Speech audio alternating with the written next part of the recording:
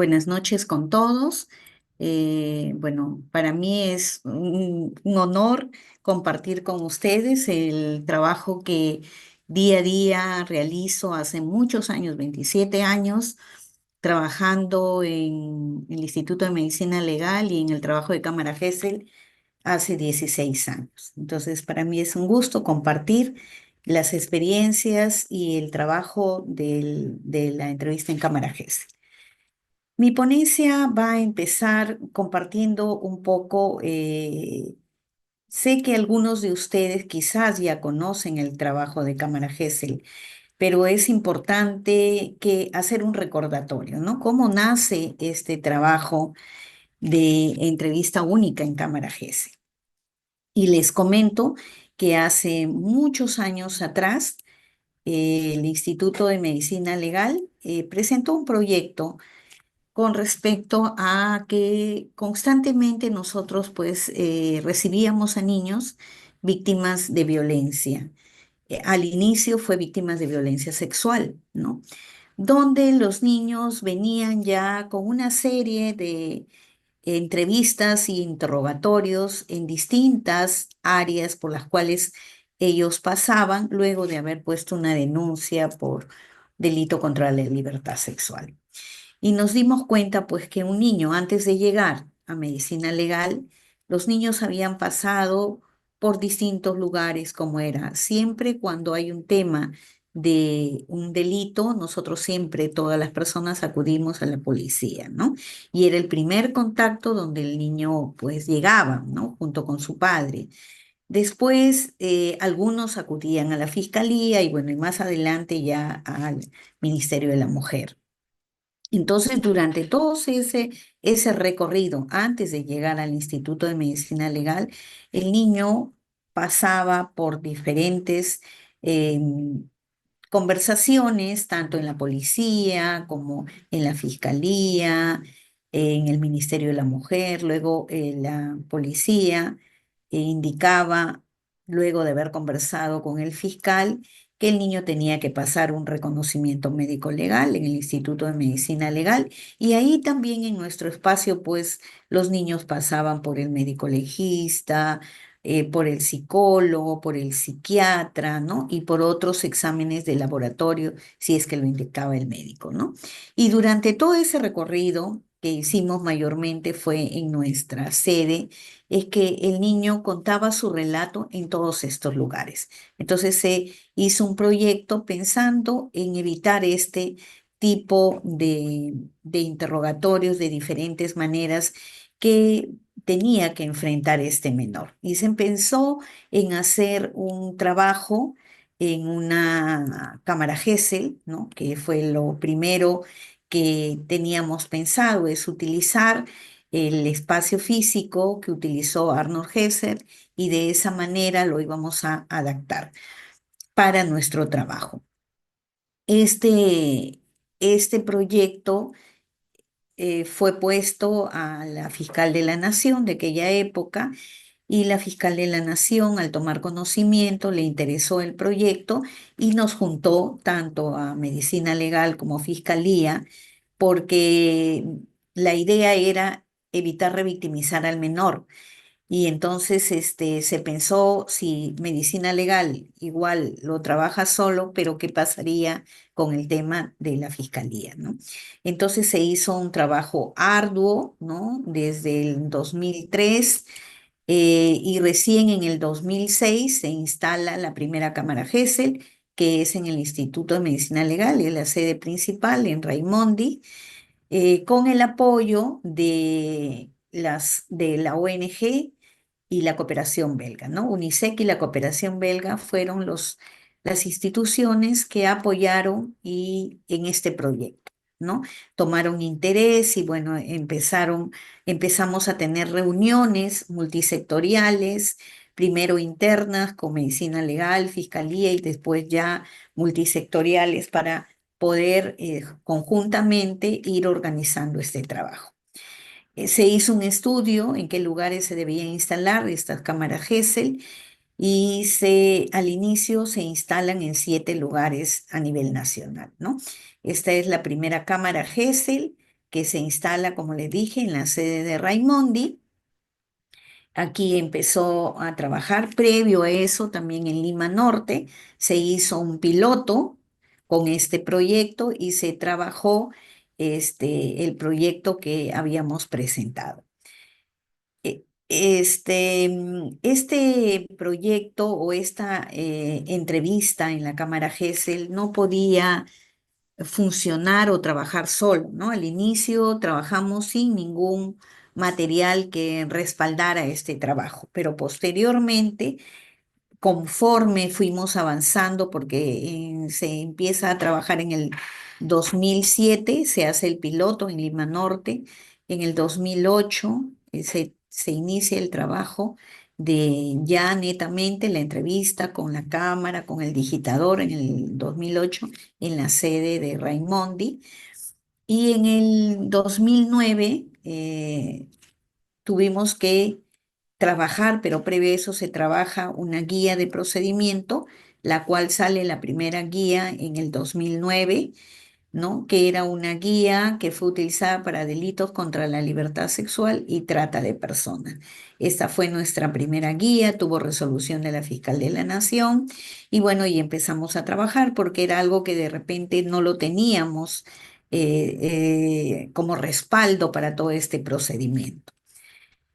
Y así fuimos avanzando. En el 2012 se hace una revisión de esta guía que se presenta en el 2009, no habiendo mayores ajustes de las que se pudo dar en la primera guía. Fueron muy pequeños los ajustes que se hicieron y bueno, y hemos seguido avanzando. Luego, este procedimiento de trabajo ya no prácticamente avanza solo, sino ya aparecen regulaciones de las normativas de la Cámara GESEL. Encontramos que en noviembre del año 2015 entra en vigencia la normativa sobre la violencia desde un enfoque de género y surge la necesidad de adecuar nuevamente la guía. Por ello, mediante resolución de la Fiscal de la Nación 3963 del 2016, el 8 de septiembre se aprueba la guía, una nueva guía de procedimiento de entrevista única a víctimas en el marco de la Ley 3364. Lo importante de todo esto es que ya prácticamente este procedimiento de entrevista única estaba dentro de las normativas y dentro de la Ley 3364. Esta es la guía del 2016. Hemos tenido, como ustedes ven, un recorrido de diferentes revisiones de guía que lo hemos ido ajustando conforme las necesidades que se daban en el momento, ¿no? Y de acuerdo a las leyes vigentes.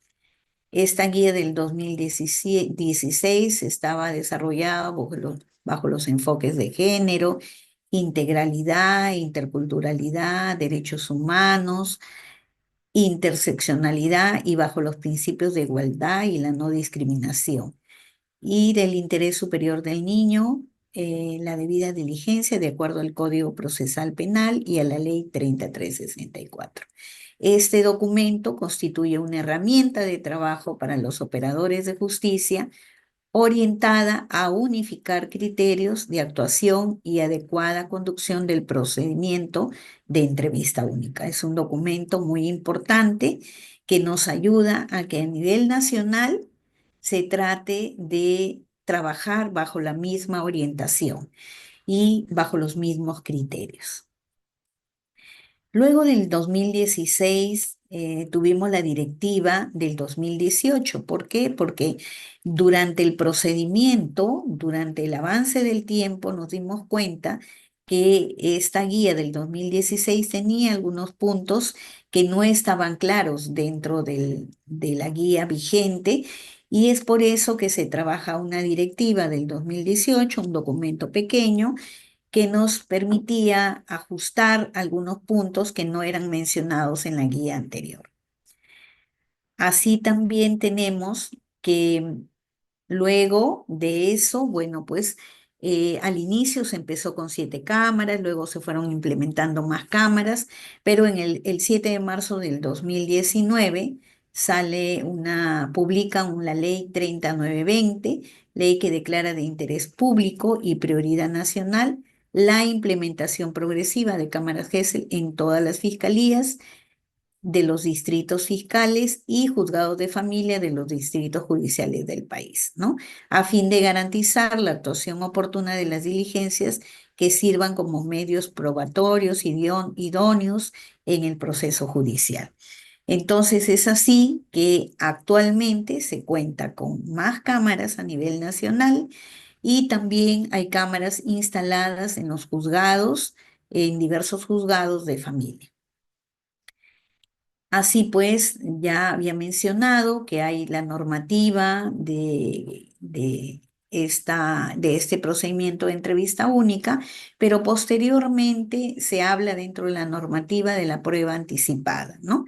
Y entonces hay, de acuerdo a la ley, por ejemplo, 3364, en el artículo 19, mencionan que la declaración de la víctima y entrevista única, cuando la víctima sea niño, niño, adolescente o mujer, su declaración debe practicarse bajo la técnica de entrevista única y se tramita como prueba anticipada, ¿no? Sabemos que la prueba anticipada se trabaja con la participación del juez.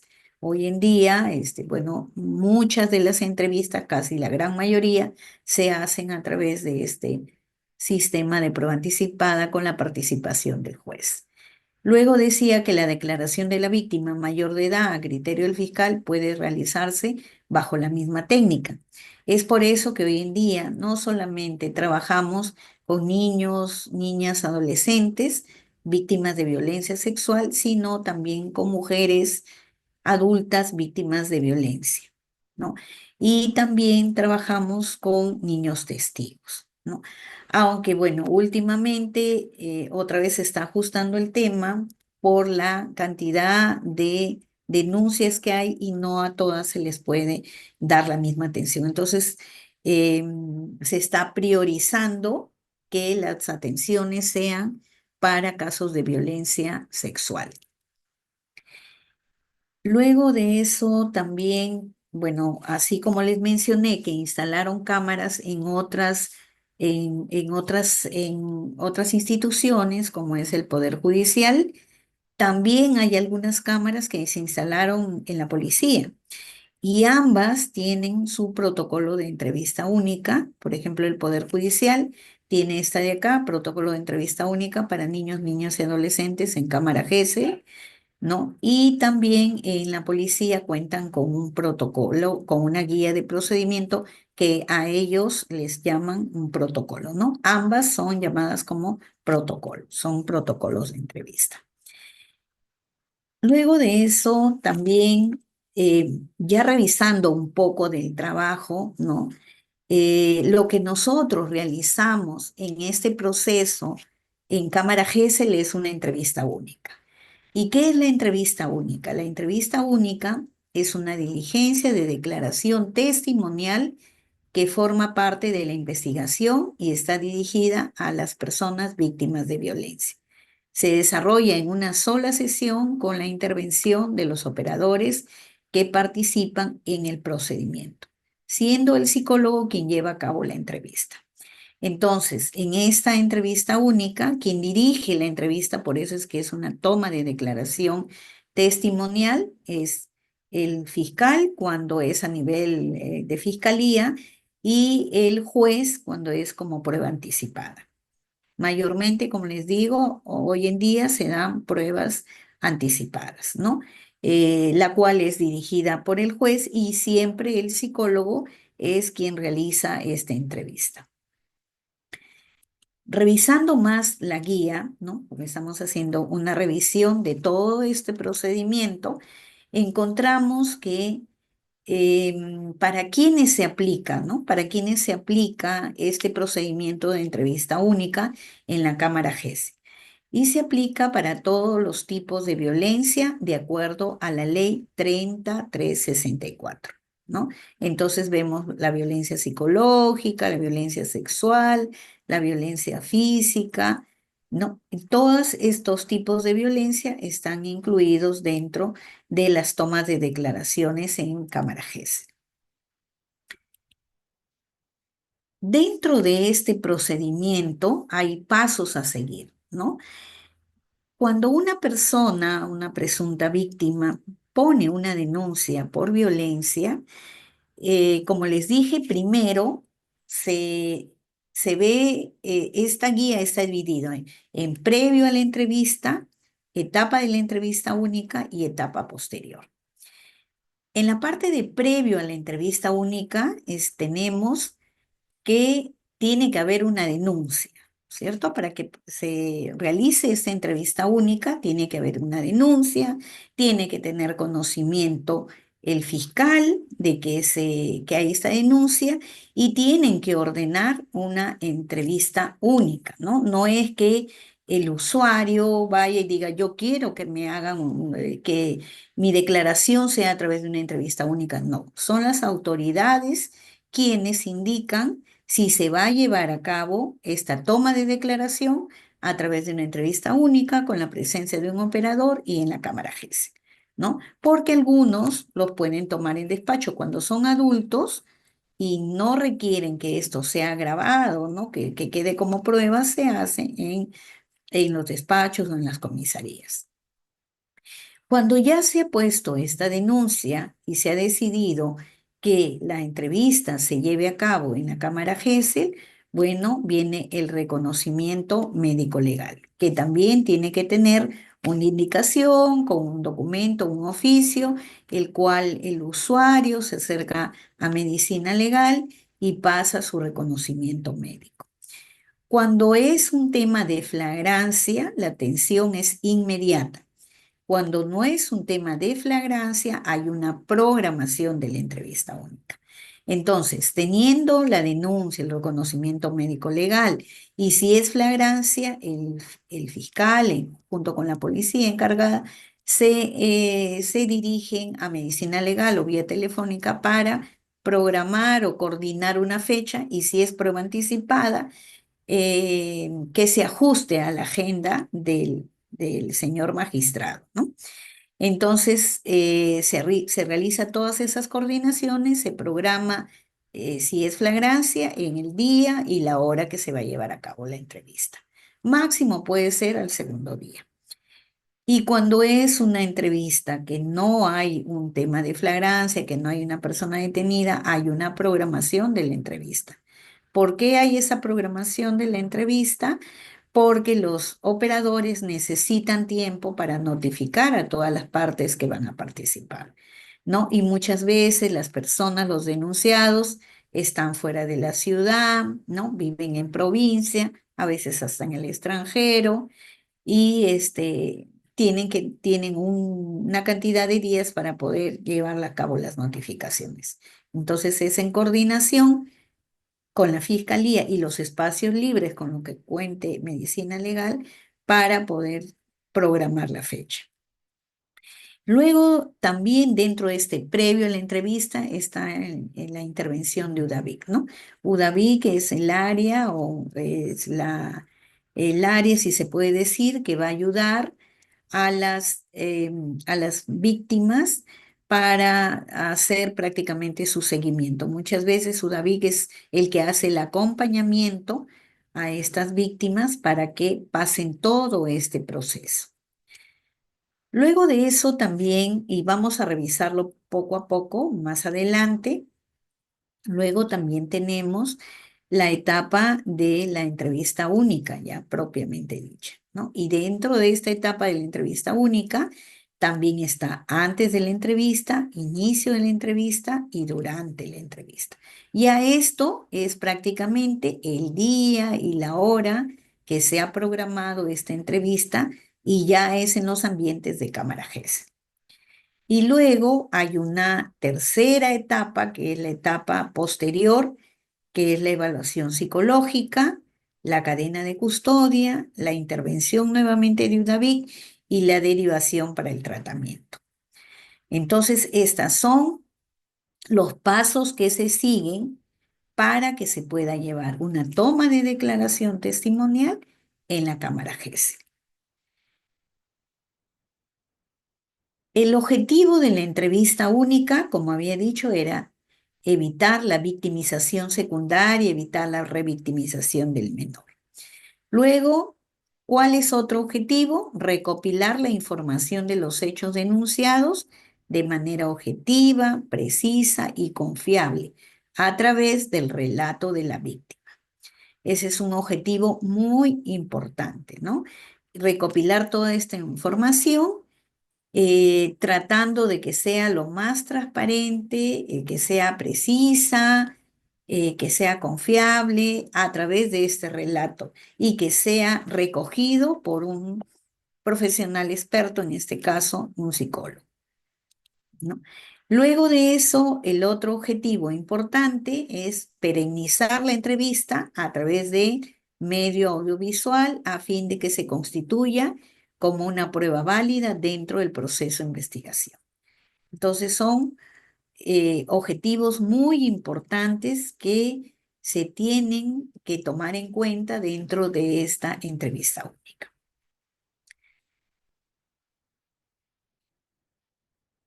¿Cómo funciona la cámara GESEL, ¿no? Para esta toma de declaración testimonial? Aquí hay un gráfico de una cámara que quizás muchos lo han visto, pero es importante ir haciendo la secuencia para que tomen conocimiento cómo se lleva a cabo esta entrevista. Tenemos dos espacios, se lleva a cabo en dos lugares, en dos espacios físicos. En una cámara GESEL, que es la que estoy mostrando acá, y en una sala de entrevista única. La cámara GESEL son dos ambientes, ¿no? Acá vemos los dos ambientes separados por un vidrio espejado. Este vidrio espejado es de visión unidireccional, ¿no? Donde los operadores pueden observar todo lo que pasa en este espacio donde está el psicólogo y el menor. Entonces tenemos la sala de entrevista y la sala de observación. Dentro de la sala de entrevista tenemos que hay micrófonos incorporados, la cámara Domo que va a ir grabando todo lo que se conversa en ese momento. Los micrófonos incorporados van a ir en los lugares donde sea más adecuado para que toda esta grabación salga perfecta, ¿no? Y bueno, dependiendo los espacios, porque ustedes saben que a nivel nacional podemos encontrar lugares que de repente necesitan ubicaciones muy cercanas, los micrófonos, para que la grabación sea adecuada, porque a veces hay ruidos externos. Y bueno, por eso están los micrófonos incorporados, la cámara Domo, el psicólogo y el menor, ¿no? Y sentados en dos sillas pequeñas y una mesa. No, como ustedes ven acá, no hay ningún distractor porque se evita que en este espacio haya distractores. Ahora, en la sala de observación tenemos acá el espejo que ya les había mencionado. Igual hay un equipo de grabación de audio y video que es importantísimo. Un personaje importante dentro de este ambiente es el digitador, que transcribe textualmente la entrevista que se estaba llevando a cabo acá. También cuando es prueba anticipada está el juez. Si requiere el juez, está presente la policía, el fiscal encargado de la investigación y personajes importantes también, el abogado, tanto de la víctima, el defensor, como del denunciado. Y representantes de los menores, ¿no? En el caso de que sean menores, representantes, sea padre, madre o apoderado. También en este espacio, hoy en día, pues participan los peritos de parte que se colocan en esta parte para observar la entrevista.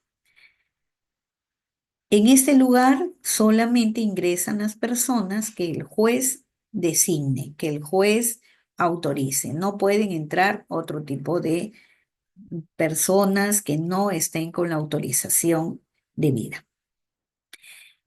Alrededor de todo este espacio de la cámara Gesell, muchas de las cámaras, bueno, tienen una salita de espera donde el menor va a estar esperando que se le llame, porque cuando es prueba anticipada, bueno, los tiempos han cambiado, varían, ¿no?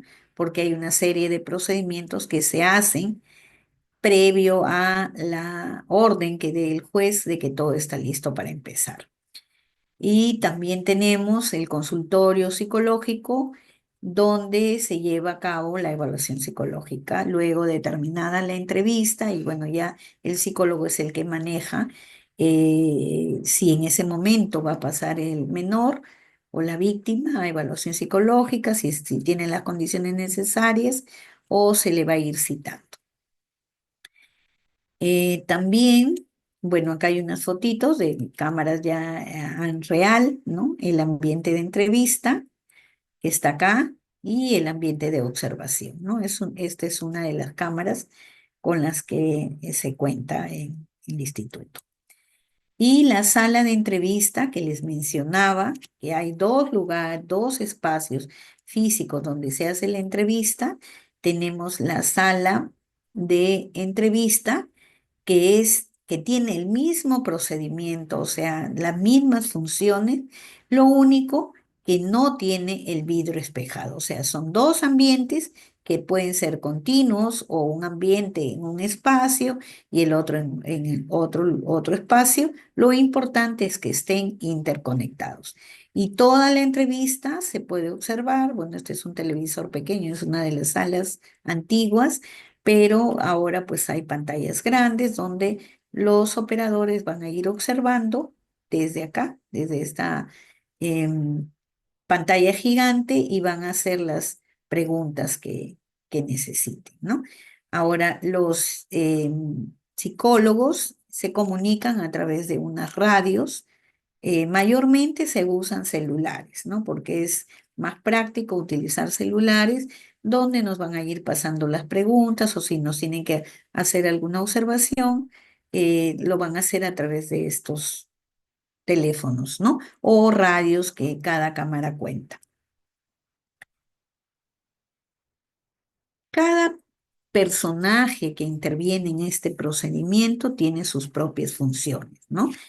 Dentro de estas funciones tenemos al psicólogo, por ejemplo. El psicólogo o psicóloga del Instituto de Medicina Legal y Ciencias Forenses debe estar capacitado en técnicas de entrevista forense y contar con la experticia necesaria para realizar el procedimiento de entrevista en los casos de víctima de violencia. Esto es importante, que un psicólogo cumpla con estos requisitos, que es básico para esta toma de declaraciones.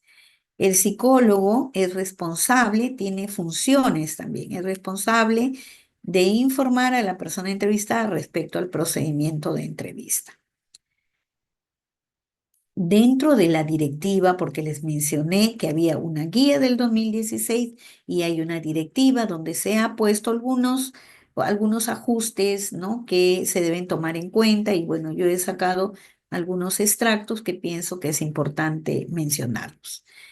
Y lo que dice acá, dice: para el inicio de la entrevista será necesario que el psicólogo tenga acceso a la carpeta fiscal o a los actuados que contenga el reconocimiento médico legal, e información relevante concerniente al caso, lo cual permite que el psicólogo pueda orientar el desarrollo de la entrevista. Entonces, esto es un punto importante que no estaba en la guía del 2016, que el psicólogo cuente con esta carpeta fiscal o los actuados para que no entre a ciegas. El psicólogo tiene que saber qué es lo que va a trabajar con el menor, de qué se trata el caso y la información que requiera, ¿no? Entonces es un punto importante que se debe tomar en cuenta. Otra indicación que se da en esta directiva es que el psicólogo no debe realizar el reconocimiento de personas mediante la ficha RENIEC. Esto no lo debemos hacer.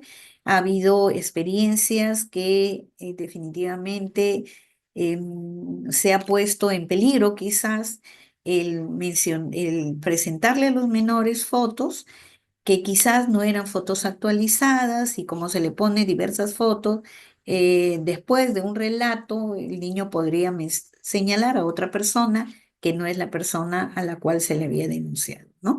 Entonces, ¿por qué? Porque a veces las fotos del RENIEC no son fotos actualizadas y es un poco riesgoso poner este tipo de información.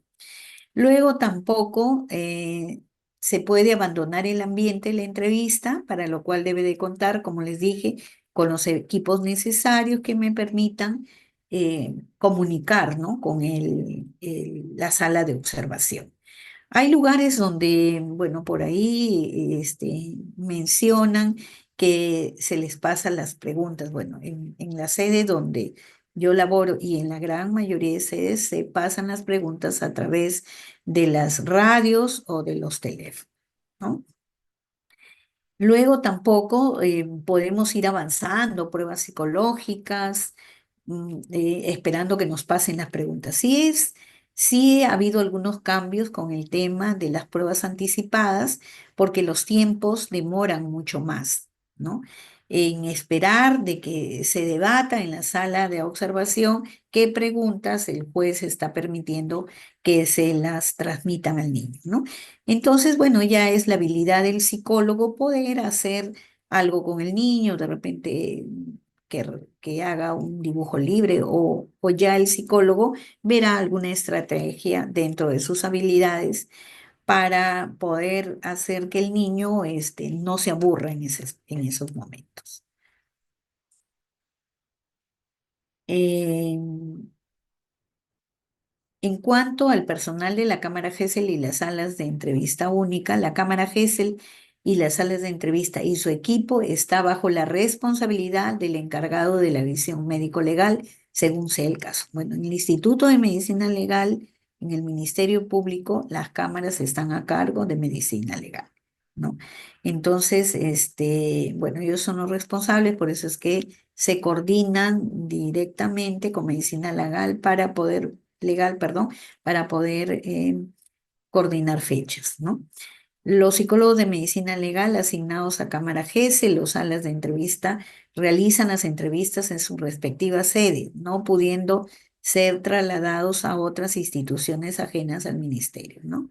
Debido a la alta demanda que tenemos, no podemos o no se puede trasladar a ningún profesional a otra cámara para realizar la entrevista que no sea del Ministerio Público que estén instalados en medicina legal, ¿no?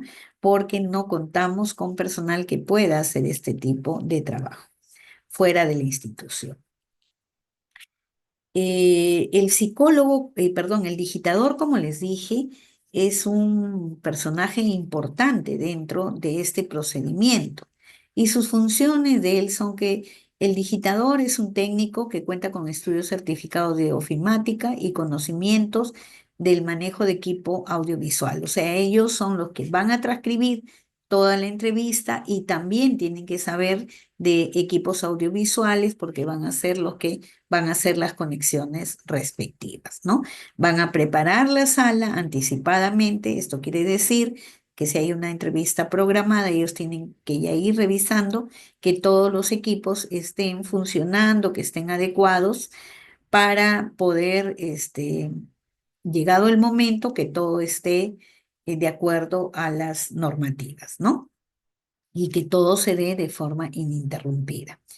Luego revisa, bueno, el funcionamiento de los equipos, obtiene los datos de los que van a intervenir, ¿no? Todos los que intervienen, él tiene que tener los datos porque hay un acta de entrevista única, en la cual con él se trabaja esa acta, tiene que llenar todos los datos y poder, al llenar todos estos datos, él, bueno, ya plasmarlo en esta acta que luego va a salir y va a ser firmada por todos, ¿no?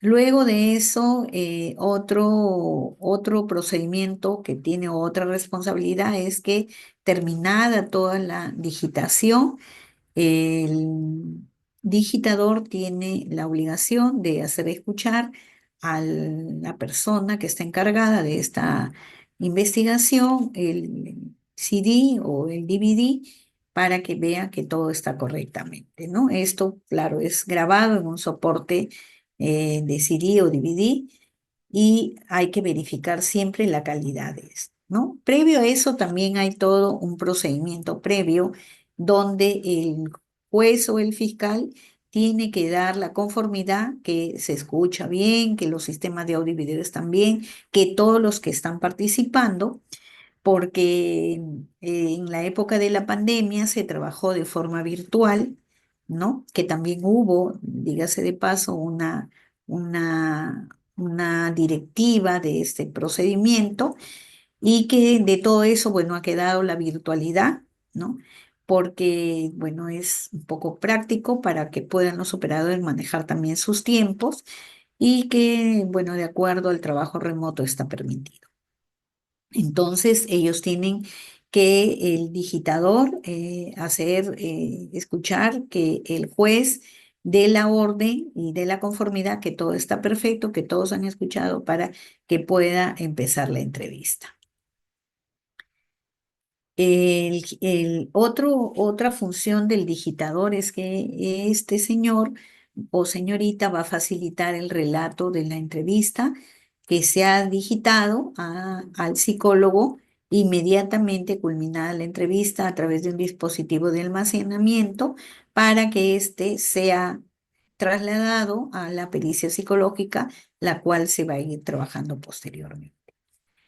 Luego también otra función es que entregará al fiscal el acta que les dije que se firma y los CDs para conservar la cadena de custodia, no debiendo quedar ninguna copia en el equipo de cómputo. Medicina legal no queda ninguna copia, ¿no? Por eso es que se hace se realiza la visualización y el audio que verifiquen que esté perfectamente el operador para poderlo lacrar, este DVD o CD, y luego borrar de los equipos la transcripción y la grabación de esta entrevista. Luego también, si, bueno, antes de que empiece la entrevista o durante la entrevista se presentan algunas fallas, ¿no? Audiovisuales durante el desarrollo de la entrevista, el digitador informará a la autoridad competente encargada de la investigación y ya el operador nos dirá qué procedimiento vamos a seguir. También es responsable de firmar el acta correspondiente como parte del equipo que interviene, ¿no? Entonces, el digitador que transcribe, graba la entrevista, tiene que firmar en el acta que luego va a ser entregada al operador.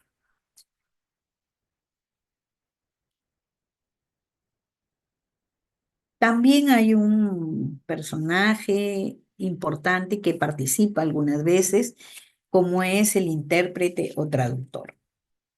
Y este intérprete o traductor se solicita cuando las víctimas, por ejemplo, eh, hablen otro idioma, ¿no?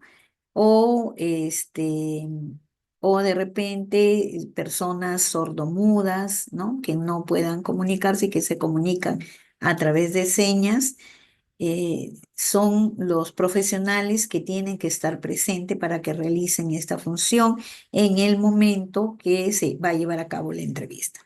Estos traductor o intérprete no debe tener vinculación con las partes, ¿no? O sea, no deben ser sus familiares. Son siempre solicitados tanto por la fiscalía o por el juzgado y que mayormente vienen de instituciones, ¿no? Que son designados para que vengan y cumplan esa función. Durante la entrevista única, el traductor o intérprete se ubica al interior de la sala de entrevista única, al costado del psicólogo, y se limita a transmitir las preguntas de este y las respuestas del entrevistado, evitando la emisión de contenido subjetivo. O sea, su función es, el psicólogo hace la pregunta y él va a pasar esta pregunta que está haciendo el psicólogo al menor. Vamos a poner que estemos entrevistando a un menor y luego va a devolver la respuesta. Esa es su función. No puede hacer interpretaciones, no, no, solamente tal cual es la respuesta lo va a transmitir, ¿no? Y va a ser copiado por el digitador.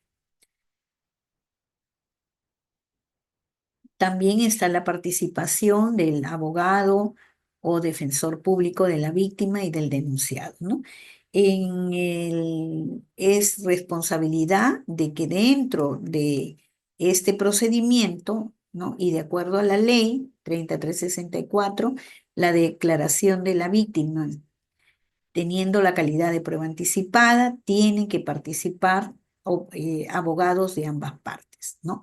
Y cuando, bueno, hay un procedimiento que se les notifica a ambas partes para que vengan sus abogados el día de la entrevista, pero a la vez el operador solicita la presencia del defensor público, ¿no? Para asegurar que se realice el proceso si no viniera un representante de ambas partes particular, ¿no?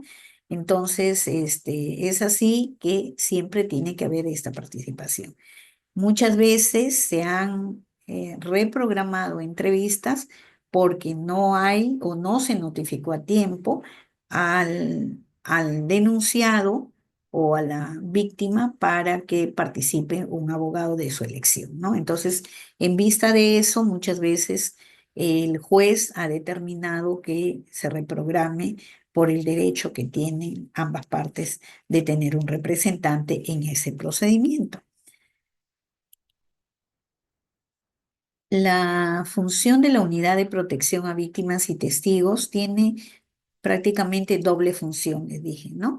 Dentro de la primera parte es esta unidad de protección, asistencia a víctimas y testigos, interviene en la etapa previa y también en la etapa posterior. En la etapa previa de acompañamiento, ¿no? De acompañamiento porque no todas las víctimas vienen listas como para poder entrar en el momento indicado o en el momento que se programa una entrevista, ¿no? Muchas veces están muy afectadas y entonces necesitan ese acompañamiento para poder ingresar a estos ambientes, ¿no? Y luego, posteriormente, también hacen una especie de seguimiento de estos casos con el objetivo de brindar una contención emocional, un acompañamiento y para luego derivarlos a los centros donde ya se les va a dar el tratamiento debido de acuerdo a lo coordinado con la fiscalía, con el usuario, ¿no? Las etapas de la entrevista única. Ya acá, esta parte es netamente el momento en que se va a llevar a cabo la entrevista, ¿no? Entonces vamos a ubicarnos en una fecha, se programó, por ejemplo, el día de hoy, 24 de marzo del 2025, a las 2 de la tarde que se va a llevar esta entrevista, ¿no? Entonces, acá también hay etapas, que es previo a la entrevista, antes de la entrevista, durante la entrevista y culminada la entrevista. Entonces, previo a la entrevista tenemos algunos pasos que se siguen, ¿no? Se ha citado a las 2 de la tarde, se reúne a la hora indicada el fiscal, el psicólogo y el digitador, ¿no? Entonces, están presentes para esperar a la presunta víctima que va a venir a esta toma de declaración testimonial.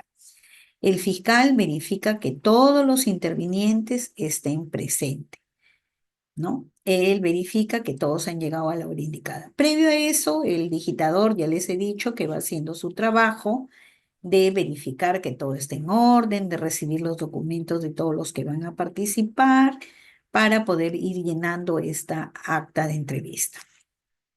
El fiscal también verifica que todos que hayan venido, que sean las personas que se les ha llamado y bueno, ya verificando que todos estén presentes, ¿no? Ya pasamos a una segunda parte, que es antes de la entrevista, ¿no? Esta parte de antes de la entrevista se reúne el fiscal, con el psicólogo para informar sobre el caso y la revisión de actuados, ¿no? Entonces, el fiscal o el juez, porque a veces algunos jueces van de forma presencial, pero siempre el fiscal llega con toda la documentación, entonces conversamos de qué se trata el caso, bueno, nos alcanzan el oficio de la solicitud para poder verificar qué es lo que están pidiendo, de qué se trata la denuncia. El psicólogo va a verificar toda esa información. El fiscal también nos dice, de acuerdo a sus hipótesis que él se ha plasmado, que está pensando trabajar, nos dice qué es lo que necesita él que preguntemos, ¿no? El psicólogo revisa los actuados, que son muy importantes. Tenemos información en estos documentos, por ejemplo, sobre las denuncias, quién ha puesto la denuncia, este, cuándo la pusieron, ¿no? Si hay reconocimiento médico legal, si hay algunos informes, a veces hay informes previos, de repente han pasado alguna evaluación o han estado internados. Toda esa información es importante en esta revisión de actuados, ¿no? Entonces, esa es la labor que hace en un primer momento el psicólogo con el fiscal. El fiscal se reúne con el padre del menor para explicarle el procedimiento, ¿no? Él se reúne y le explica cómo es el procedimiento. Muchos papás llegan y no saben, ¿no? Les han dicho que van a pasar entrevista, pero no saben cómo es el procedimiento. Y bueno, el fiscal ahí les explica todo lo que necesitan saber y dan respuesta a todas las interrogantes que se le hacen. Y también el psicólogo se reúne con el niño para explicar el procedimiento, porque un niño, ninguna persona puede entrar a ciegas a un lugar, más aún cuando son niños, ¿no? Que vienen muchos asustados porque han pasado de repente una situación muy violenta y no pueden quedarse con un desconocido en un ambiente cerrado, sin saber por qué están ahí. Entonces se les explica lo necesario, y el menor tiene que aceptar, querer ingresar y quedarse con el psicólogo. Cuando el menor ha aceptado, pone su huellita y llena sus datos y ya está listo para poder entrar a la entrevista cuando sea necesario. Si el psicólogo en algún momento ve algún indicio de alguna dificultad que podría tener el menor, este, el psicólogo se va a reunir con el padre, ¿no? Para poder ver si es que nos podría dar alguna información. Por ejemplo, hay niños que de repente tienen algún tratamiento, toman medicación, ¿no? Entonces es importante que el psicólogo sepa esa información, ¿no? Se han dado casos en donde a veces los padres no quieren decir, ¿no? Que su niño tiene alguna dificultad o que toma medicación o que tiene un problema de agresividad, y ha habido situaciones que los psicólogos se han encontrado con situaciones que el niño, al momento de rebelarse, al revivir la situación, se puso agresivo, quiso tirar la silla y está en peligro tanto él mismo como el psicólogo y todos los que están observando. Entonces, es muy importante que el psicólogo tenga esa información, ¿no? Para poder saber con qué niño voy a trabajar. Entonces, habiendo resuelto todas esas interrogantes, y ya viendo realizado todos los pasos, como es la prueba de audio, ¿no? El fiscal, cuando es prueba anticipada, hay un procedimiento previo que no lo hacíamos antes cuando era prueba preconstituida, que es la acreditación, ¿no? Todos los que van a participar tenemos que acreditarnos y eso se toma unos minutos, a veces un poco prolongado, ¿no? Porque tiene que verificar el magistrado una serie de documentos y, bueno, información para que todo dé el inicio a esta apertura de esta entrevista.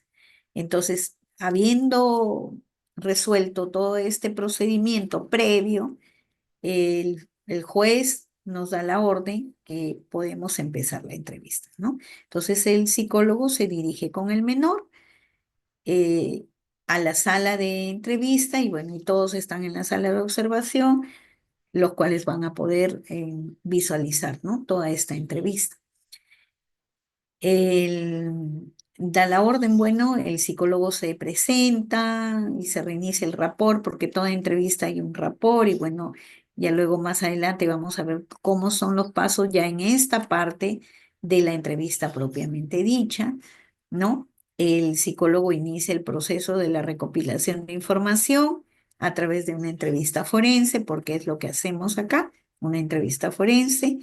Luego de haber terminado las preguntas, el fiscal transmite las preguntas o el señor magistrado y bueno, habiendo resuelto todas las preguntas, habiéndole pasado todo y con la autorización del señor magistrado, que nos piden que culminemos la entrevista, ¿no? Entonces, se culmina la entrevista.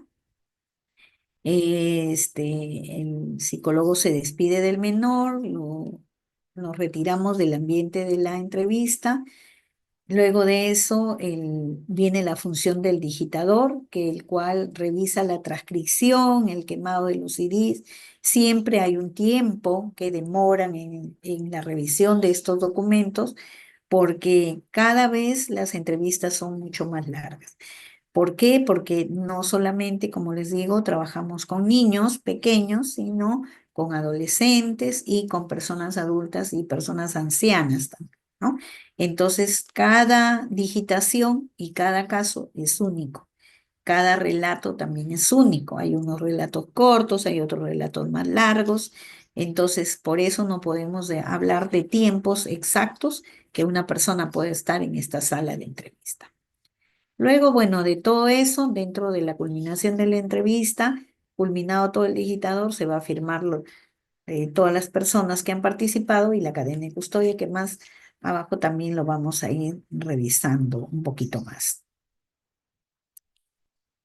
Em, En todos los casos, esta entrevista única es un procedimiento reservado y está prohibido la presencia de estudiantes, de estudiantes de cualquier profesión, profesionales o funcionarios de otras instituciones.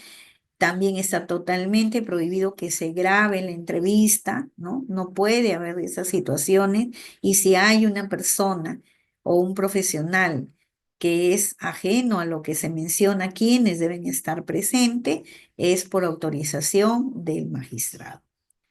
En caso que los sujetos procesales hayan solicitado la presencia de un perito psicólogo de parte y el fiscal o el juez lo haya admitido, ¿no? Previa, bueno, ya ellos revisan toda la documentación, si es la persona que debe participar dentro de ese proceso, si está todo correctamente, su documentación, bueno, ellos son los que van a autorizar la participación. Y este profesional se va a limitar a estar en la parte posterior, en la sala de observación, y como su nombre lo dice, observando y apuntando todo lo que tenga que apuntar para luego de repente poner sus observaciones del proceso de esta entrevista, ¿no? Entonces, es eso la función prácticamente en ese momento de este profesional psicólogo, ¿no? No es un asesor del abogado, no es, él va a presentar sus observaciones posteriormente. En caso de inconcurrencia en la víctima, el fiscal levantará un acta y reprogramará la entrevista, ¿no? Bueno, y se reprograma mayormente 2 veces. Hay algunas consideraciones generales que también las he traído para poder conversarlas, creo de importancia. Y que es la fiscalía, es la que deberá hacerse responsable que el día de la programación de la entrevista única se haga presente todas las partes involucradas en este proceso, principalmente la víctima, ¿no? Y también debe garantizar la no presencia del investigado. El investigado no tiene por qué estar en la sala de entrevista, ¿no? Quien tiene que estar es su representante, que es el abogado. Se ha dado casos en los que el denunciado va quizás por una forma de errónea de la transcripción en el momento de que se le envíe el documento, eh, lo interpretan como que tiene que estar presente con su abogado y bueno, y se presenta y se ha dado algunos casos en los que la víctima ha visto al denunciado y bueno, no ha querido ingresar a la sala de entrevista, ha llorado y se ha tenido que reprogramar la cita. Por eso es muy importante que el fiscal verifique que no se puede acercar esta persona, ¿no? A las instalaciones. Ahora, también es importante que ellos, bueno, ellos hacen un seguimiento, porque, bueno, en mi sede se tiene la suerte que tenemos un fiscal adscrito de penal, ¿no? Y de familia. Entonces, ellos son los que pues, llaman a las partes que van a participar para asegurar y hacer recordar que tienen que presentarse el día indicado, ¿no? Entonces, ya eso es un tema de los operadores.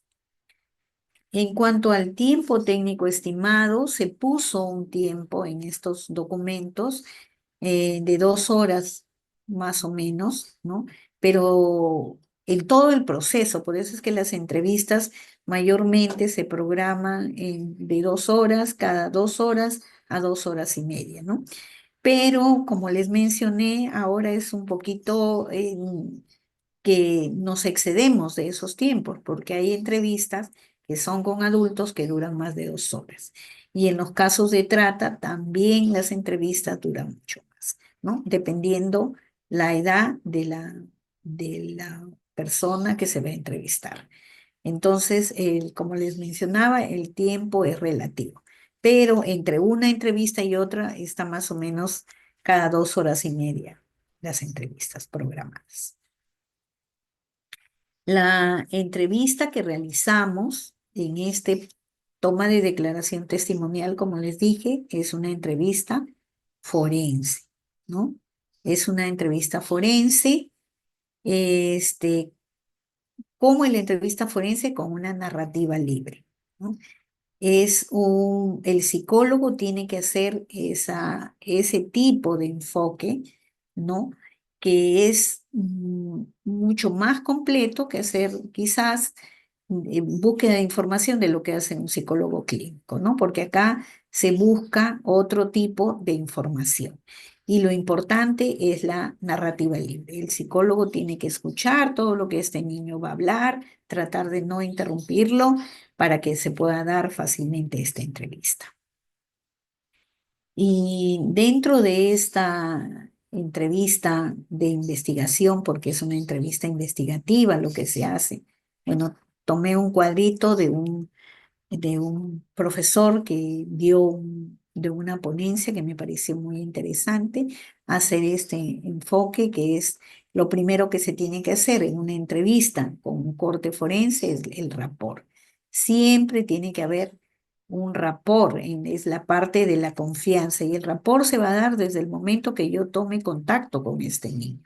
Si es un niño, viene al ambiente y yo veo si el niño se quiere quedar conmigo, si el niño lo escucho que habla fluido, si el niño no quiere desprenderse de la madre, ¿no? Entonces todo eso yo voy viendo y sé con qué niño voy a trabajar.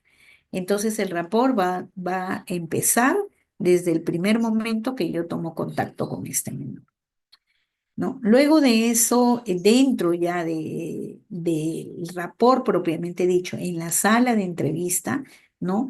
Se trabaja ya el rapport de acuerdo al documento o al protocolo que manejemos en ese momento, ¿no? Pero todos los protocolos tienen esta parte del rapport.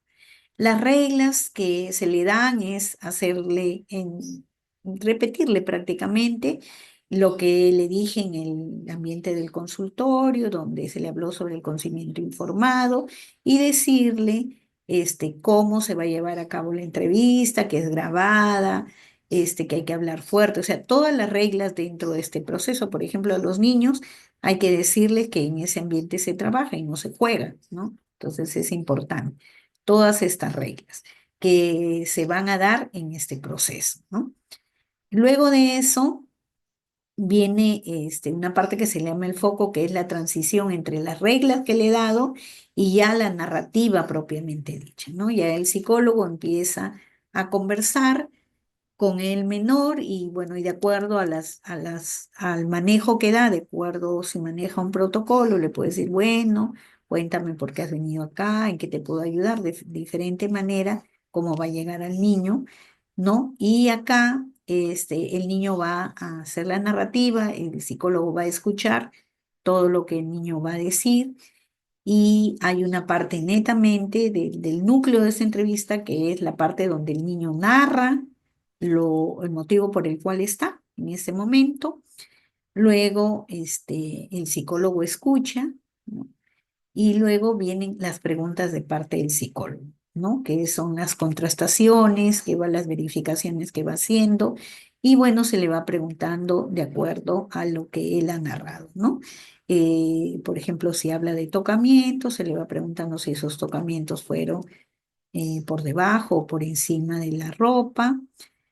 También hay preguntas cuando son pequeñitos, quién estaba en ese momento contigo, dónde estaba mamá, dónde estaba papá. Y bueno, y de acuerdo a sus hipótesis que también el psicólogo se va a hacer en ese momento, va a ir preguntando las preguntas necesarias que tiene para ir aclarando, ¿no? La clarificación de este relato del menor. Cuando el psicólogo ha terminado, le pide al juez que le pase las preguntas que se le va a transmitir al niño, ¿no? Previo a eso, ya el juez bueno, esperamos un tiempo para que ellos deliberen qué preguntas nos van a hacer llegar y bueno, y se le hace llegar al menor, ¿no? Se le hace llegar al menor y luego ya de eso viene la parte de cuando se ha terminado todo, la parte del cierre, ¿no? Entonces es importante estos pasos que son importantes dentro de una entrevista con un corte forense. Dentro de este procedimiento, bueno, tenemos que lograr, ¿qué debemos lograr? Obtener el máximo de información posible y confiable, ¿no? Por eso es que la escucha es importante. Vamos a intentar recopilar hechos precisos y sin vicios, ¿no? Precisar circunstancias, bueno, es importante ahí ver el tiempo, el modo, el lugar en que ocurrieron los hechos, ¿no? Pero también teniendo en cuenta la edad del menor. No a todos se les puede hacer las mismas preguntas. Ver si los datos dados por los niños pueden ser corroborados. Por ejemplo, me dice que fue en un hotel. Yo le puedo preguntar, a ver, cuéntame cómo fue ese hotel, ¿no? Cómo eran las paredes, de cuántos pisos, y entonces más o menos buscar información que luego los operadores puedan corroborar, ¿no? Hay más recomendaciones.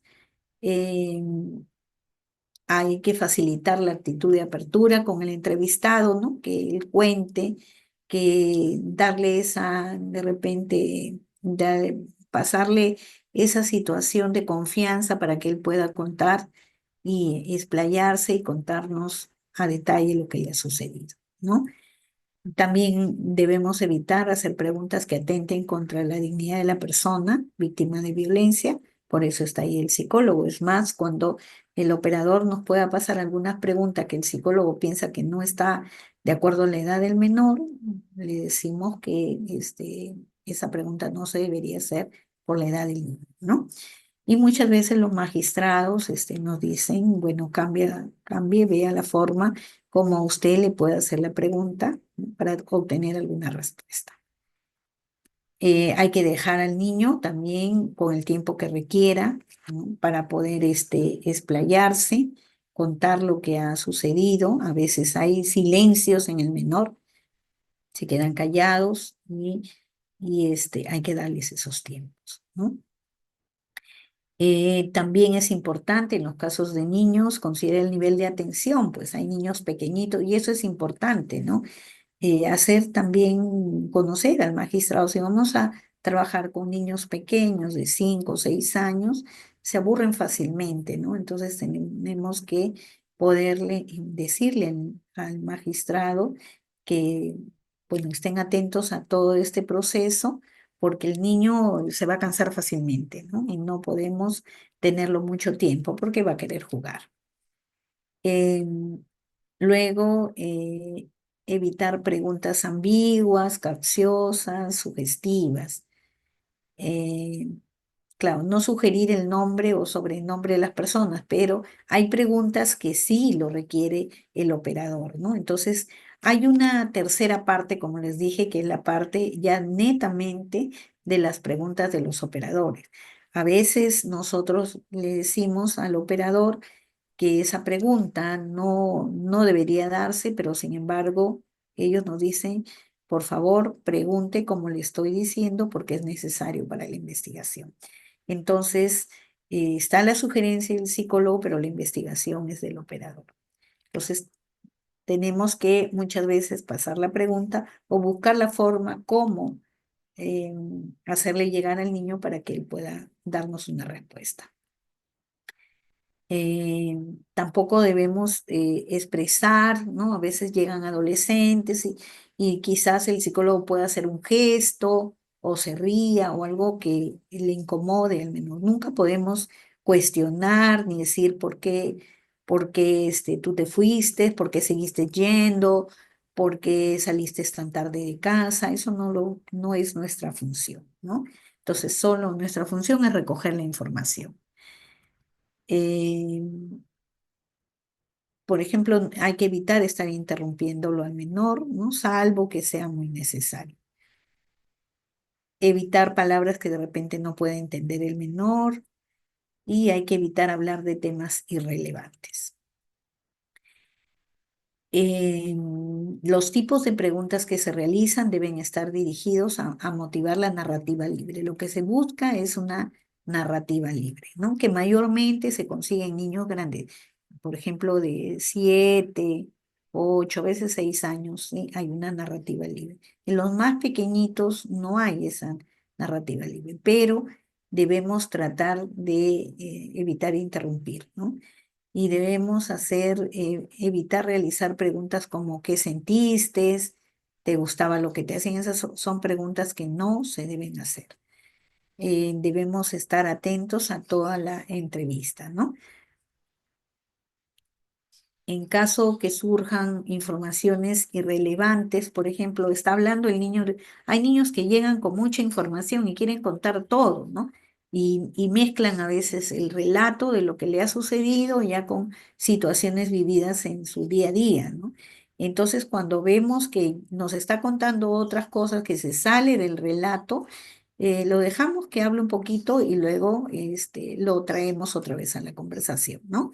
Como diciéndole, me estabas contando sobre, o haciendo uso de parafraseos. Hace un momento me dijiste, a ver, volvamos a conversar de eso, ¿no? Entonces lo traemos nuevamente a la conversación.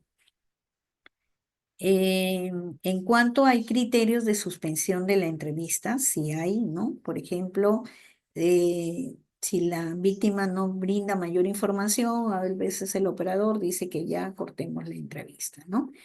El niño dijo que sí quería ingresar, pero empezó luego a hacer una crisis cuando empezó a revelar lo que le ha sucedido, llora y no hay forma de calmarlo, entonces se suspende la entrevista.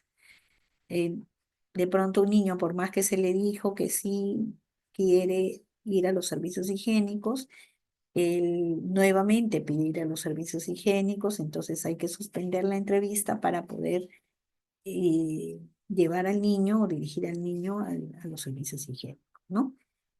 Cuando el niño o el adolescente dice que sí va a participar y luego en plena entrevista dice que ya no quiere, ¿no? Y también cuando hay fallas técnicas, ¿no? Porque los equipos son equipos pues que electrónicos que bueno, pueden tener fallas y que llevan muchas veces a que se tengan que suspender las entrevistas. Hay consideraciones que se deben tomar en cuenta acerca del entrevistador, ¿no? Y cómo debe ser, qué es lo que debemos tomar en cuenta en cuanto al investigador, ¿no? Las competencias que debe tener un investigador o un psicólogo que debe controlar los sesgos. ¿no? Debemos tener mente abierta, como yo les decía, no podemos estar criticando, ni censurando, ni cambiando el rostro, ni poner cara de asombro, porque esa no es nuestra función. Hay que tener mente abierta por más situaciones que nos parezcan descabellado o situaciones que nos parece que cómo le pudo suceder a un niño, ¿no? O cómo este menor o este adolescente estuvo en esa situación involucrada. Entonces no podemos hacer ninguna muestra de desacuerdo o no con esta situación. Luego, saber construir el rapport, eso es importante, ¿no? Un psicólogo que construye el rapport desde un inicio, eh, yo les aseguro que le va a ir muy bien su entrevista, ¿no? Porque es la primera parte, es el contacto que debemos tener con el menor, ¿no? Es la primera parte y eso es muy importante. Y claro, este rapport se va a ir prácticamente durante toda la entrevista, no lo debemos perder. Dominar el cinturón de herramientas es que debemos utilizar, a mi criterio, todos los instrumentos que sean necesarios para poder llevar a cabo bien esta entrevista, ¿no? Y no solamente en los materiales como de repente tener en cuenta guías, directivas, protocolos, sino también dentro de nuestras herramientas considero que está la experticia. Cada caso es único, cada caso, no hay una receta en un tipo de entrevista forense, en una toma de declaración. No tenemos recetas. Todos los días cada niño es único, cada niño es especial. Pero sin embargo, las estrategias que yo voy logrando en una y otra entrevista me va a ayudar a ponerlo en práctica cuando sea necesario. Entonces, dentro de mi cinturón de herramientas también está la experticia que puedo tener para poder lograr que el menor narre un hecho, ¿no?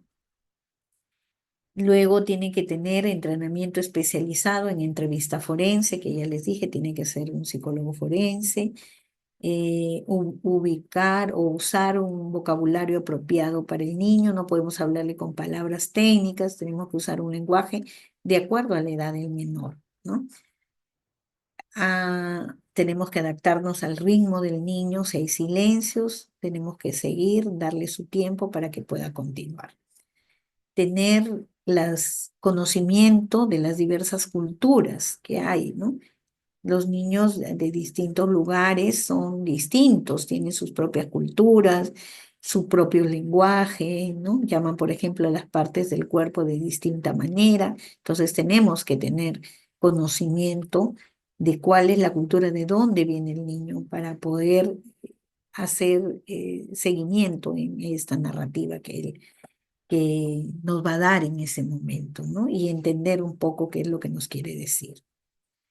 Y respetar, bueno, los silencios.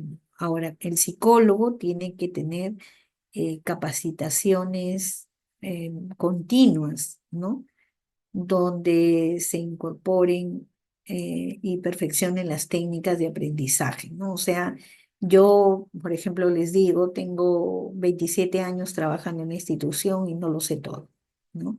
Porque los protocolos, las guías, todos los documentos se van actualizando, ¿no? Aparecen nuevas técnicas de trabajo, revisiones de protocolos, revisiones de guías, ¿no? Entonces tengo que estar actualizado y estar constantemente participando de algún curso para interactuar de repente con otros compañeros de otros países y ver cómo trabajan en otros lugares.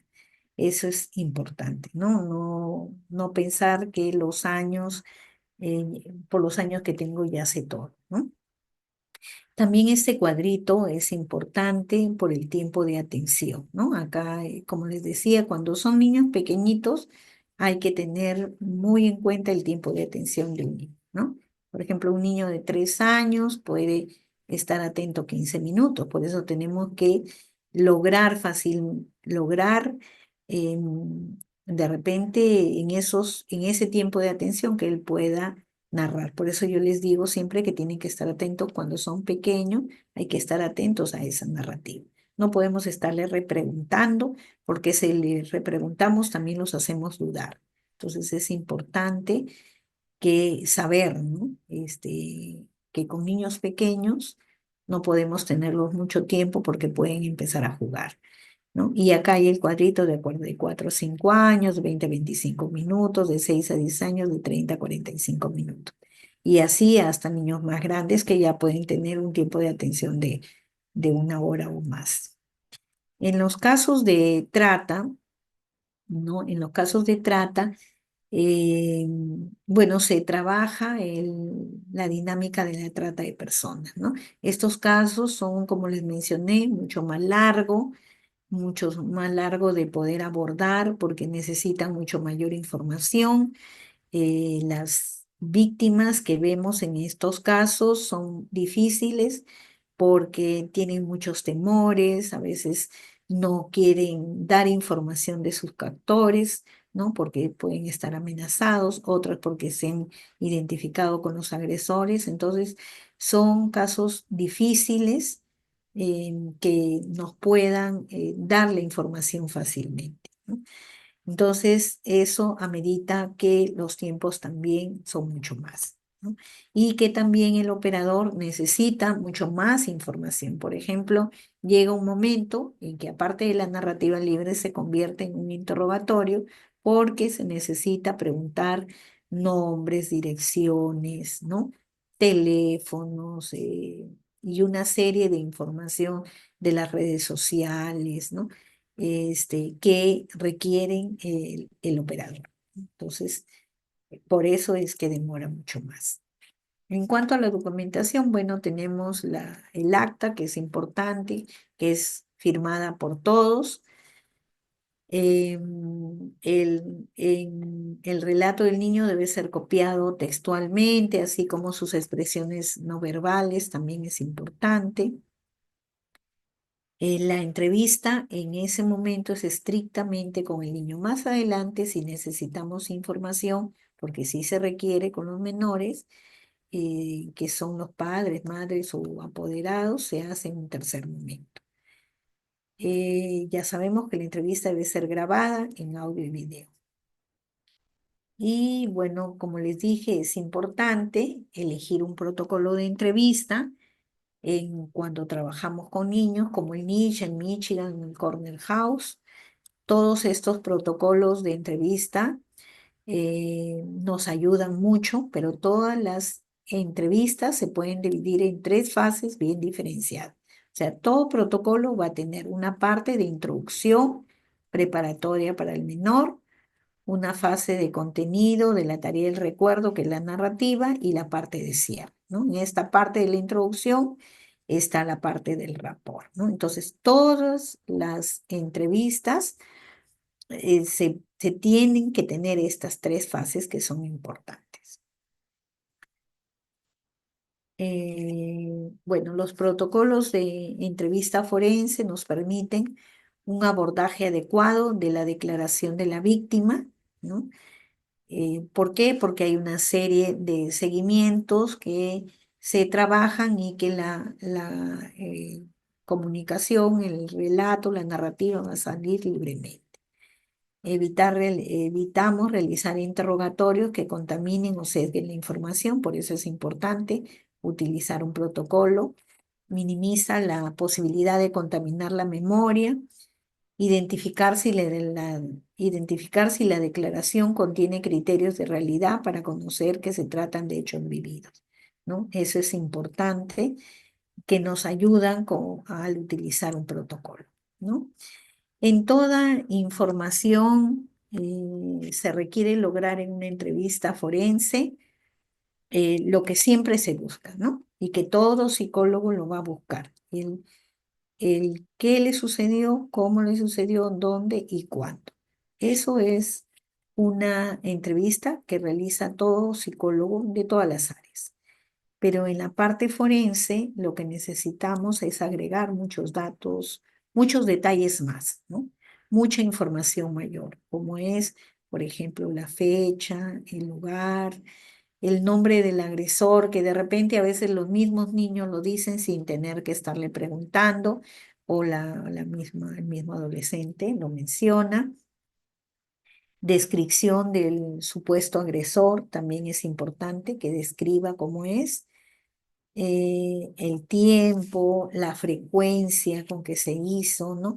Si usó algunos elementos, si hubo, por ejemplo, alcohol, droga, cómo reaccionó la víctima, qué hizo la víctima, ¿no? En ese momento, cuál fue su actitud, cómo fue este agresor antes y después, si por ejemplo sabemos que muchos de los agresores son del entorno, entonces cuál fue su comportamiento del antes y ya después del hecho, ¿no?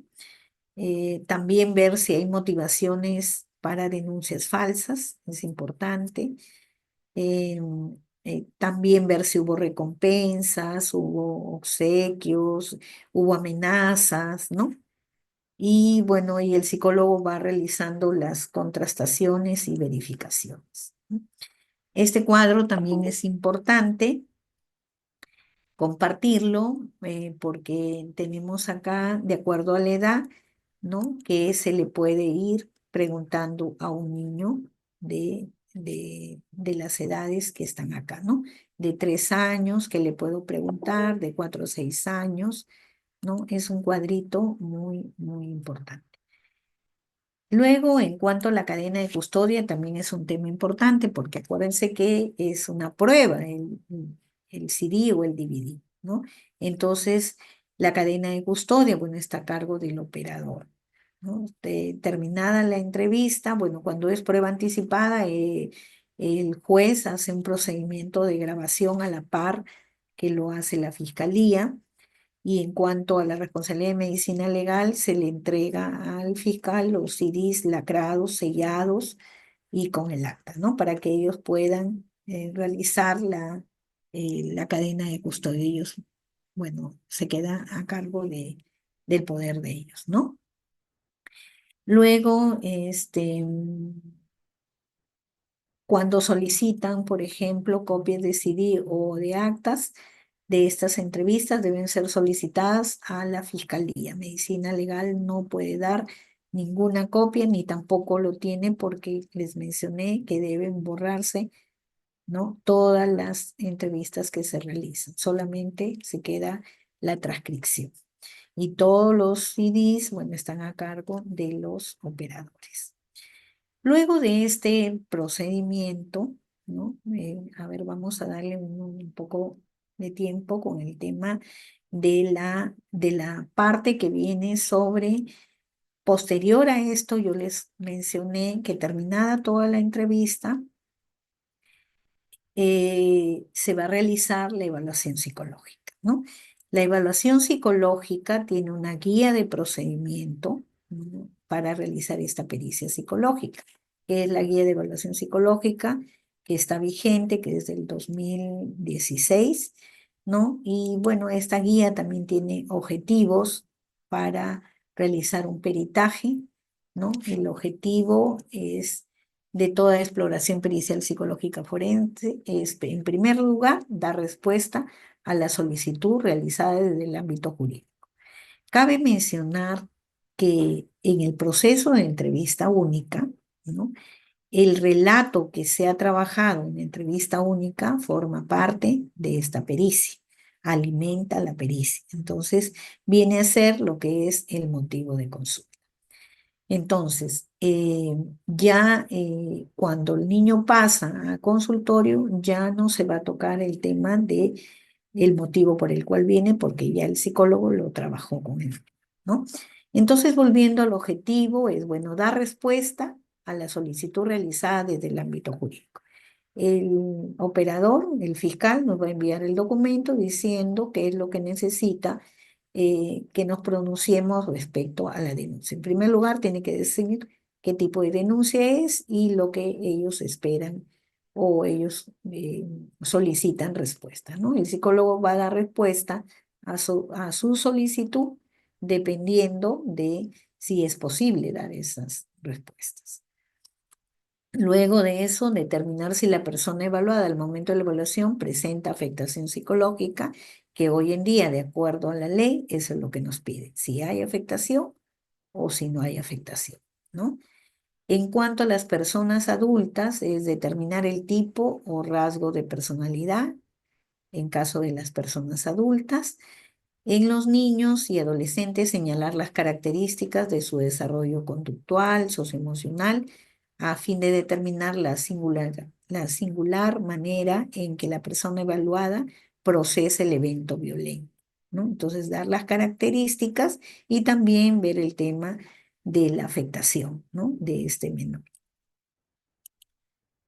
Identificar la existencia de una condición de vulnerabilidad o factor de riesgo cuando lo hay, ¿no? Hay que mencionarlo, y dar respuesta a otros requerimientos solicitados por el operador de justicia de ser el caso, ¿no?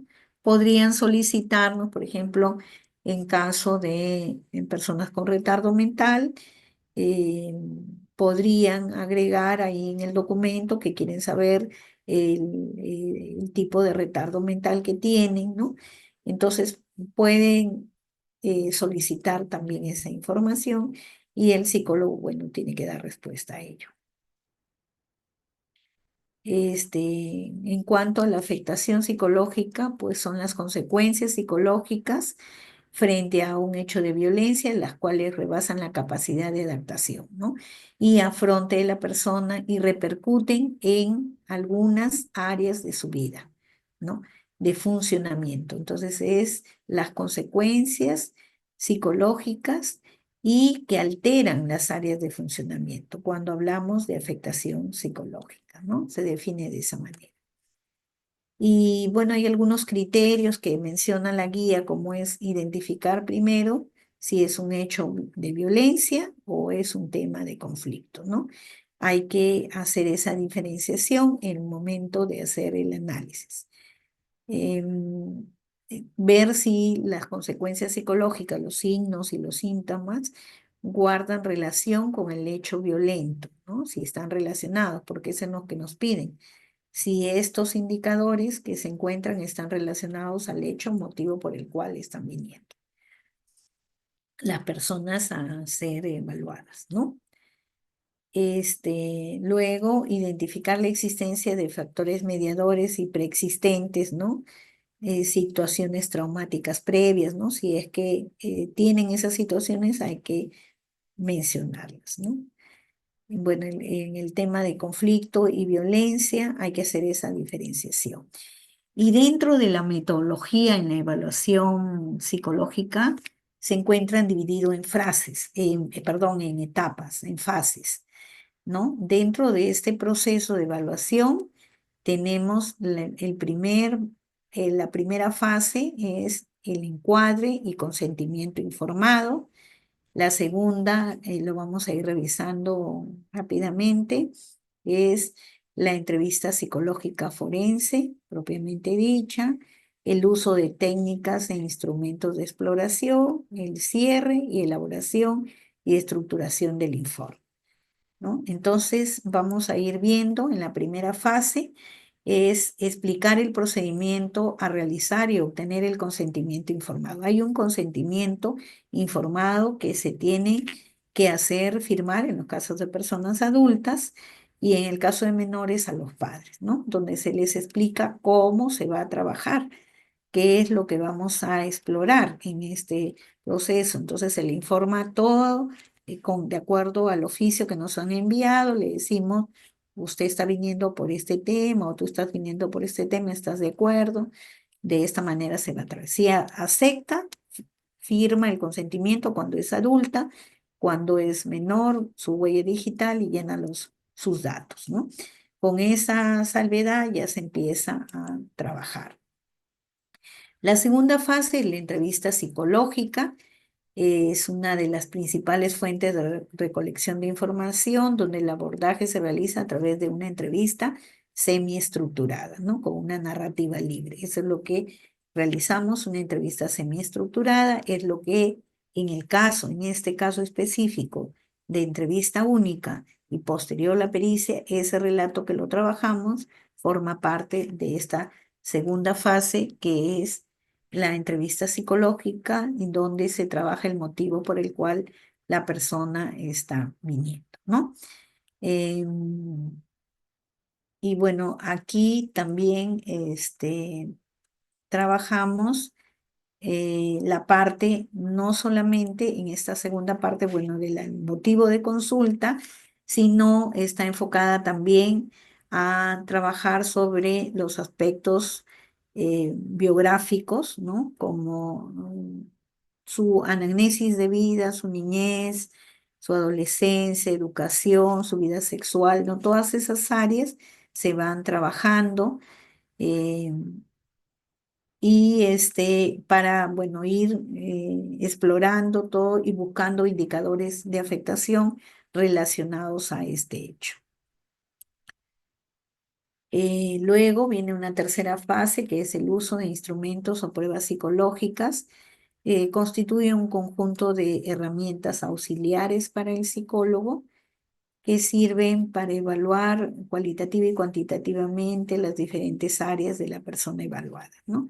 Son pruebas auxiliares, el psicólogo es el que decide qué pruebas va a utilizar, viendo, pues, considerando la edad del menor eh, o de la persona que se va a evaluar, las características personales, la cultura que tienen, el grado de instrucción, ¿no?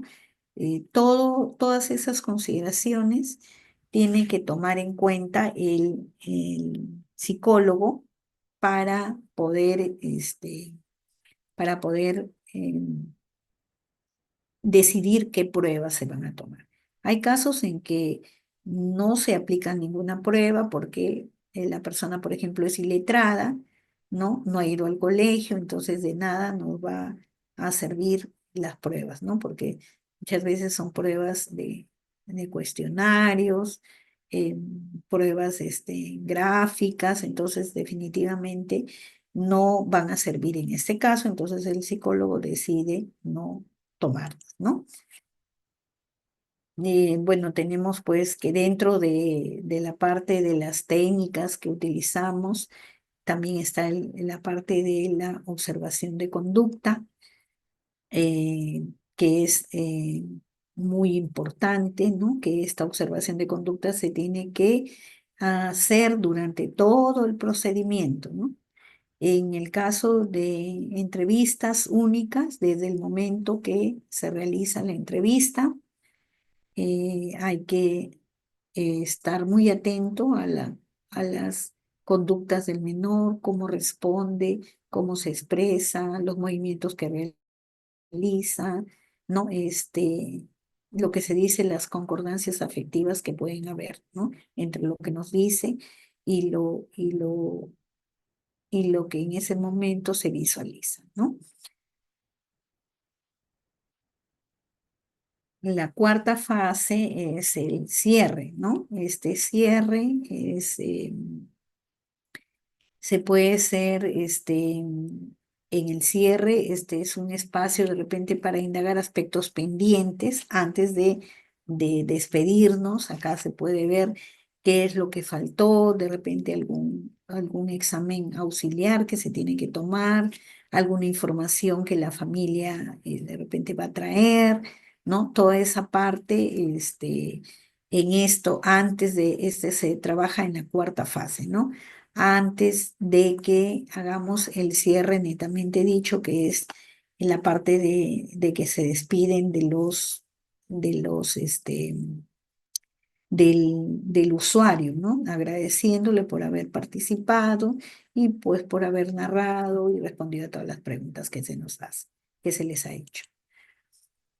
Y la quinta fase viene la parte del análisis, que ya se trabaja en otro momento, ya sin la presencia del evaluado, ¿no? Donde se hace un análisis de todo lo que hemos recogido, tanto en la entrevista como en la historia de vida personal, la historia de vida familiar.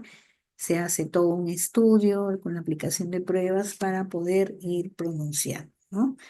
Luego de eso, tenemos que esta información sale en una estructura de un informe psicológico, en un protocolo que está en el sistema de medicina legal, en el cual se va plasmando toda esta información, ¿no? Y acá, bueno, las partes que se trabajan, como ya habíamos visto, el motivo de evaluación, que ya lo hemos trabajado, cómo se busca esta información, que es lo que vamos a querer buscar como parte del motivo de evaluación. Luego se trabaja la historia de vida personal. En esta parte se trabaja la parte de perinatal, sobre el nacimiento de la persona, cómo ha sido. Va a depender también si necesitamos mayor información de estas etapas, eh, por ejemplo, con niños pequeños, de repente la parte perinatal, si tengo a un niño que tiene retardo mental, es importante explorar bien cómo fue esta parte de su nacimiento, cómo fue su embarazo de la madre, si de repente tenemos un niño con síndrome de Down también, o de repente un niño con autismo. Entonces, el psicólogo va a explorar con mayor énfasis en alguna de las áreas, dependiendo lo que yo necesito recoger, qué información necesito recoger, ¿no? La parte de la niñez también es una parte importante, que nos cuenten cómo ha sido su niñez, por ejemplo, con quiénes ha vivido desde que nació, ¿no? Cómo era la relación entre sus padres, cuántos hermanos eran, ¿no? Que nos haga un resumen de toda su niñez, si vivieron todos juntos, vivieron en provincia, de repente vivieron en Lima o en otro país. ¿Qué sucedió durante ese proceso de niñez hasta sus 10 años más o menos, ¿no?